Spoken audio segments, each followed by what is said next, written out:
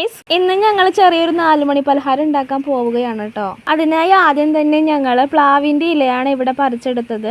അപ്പോൾ വീഡിയോ എടുക്കുമ്പോൾ അറഞ്ച പുറഞ്ച ലുക്കായതുകൊണ്ട് ഉണ്ണി പറയുന്നുണ്ട് എന്നെ എടുക്കണ്ട കേട്ടോ എന്ന്.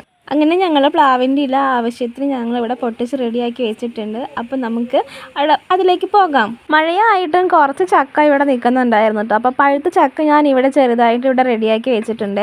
അതിലേക്ക് ആവശ്യമായ തേങ്ങയും ശർക്കരയും ചേർത്തിട്ടുണ്ട്. പിന്നെ 2-3 ഏലക്കായും പിന്നെ കുറച്ച് ഗോതമ്പ് പൊടിയും ചേർത്തിട്ടുണ്ട് കേട്ടോ. പിന്നെ നമുക്കിതെല്ലാം കൂടി മിക്സിയിലിട്ട് ഒരുമിച്ച് അങ്ങ് അടിച്ചെടുക്കാം.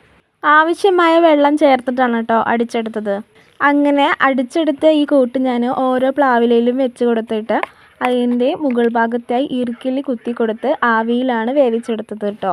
അങ്ങനെ അത് അവിടെ വേവണ നേരം അപ്പോഴാണ് കേട്ടോ ഞങ്ങളുടെ വീട്ടിലെ അപ്പുറത്തെ അമ്മൂമ്മ കുറച്ച് കറി തരുമോ ചോദിച്ചത്. അപ്പോൾ കുറച്ച് കറിയും പിന്നെ കുറച്ച് ചക്കക്കുഴിയും കൂടി അങ്ങോട്ട് കൊണ്ടുകൊടുക്കാമെന്ന് വിചാരിച്ചു കേട്ടോ. അപ്പോൾ അങ്ങോട്ടാണ് ഈ പോകുന്നത്. അവർക്കത് കൊടുത്ത നേരം ഞങ്ങൾ നേരെ വീട്ടിലേക്ക് പോകുന്നു കേട്ടോ. ഇവിടെ വന്നപ്പോൾ കുറച്ച് കഴിഞ്ഞപ്പോഴേക്കും നമ്മൾ നേരത്തെ വെച്ച് നമ്മുടെ പലഹാരം ഇവിടെ റെഡി ആയിട്ടുണ്ട്.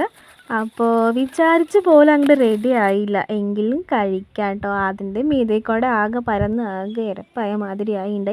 എന്നാലും കുഴപ്പമുണ്ടായിരുന്നില്ല, കഴിക്കാൻ ടേസ്റ്റ് ഉണ്ടായിരുന്നു കേട്ടോ. അപ്പോൾ ഇന്നത്തെ വീഡിയോ ഇത്രയേ ഉള്ളൂ. എല്ലാവർക്കും ബൈ ബൈ.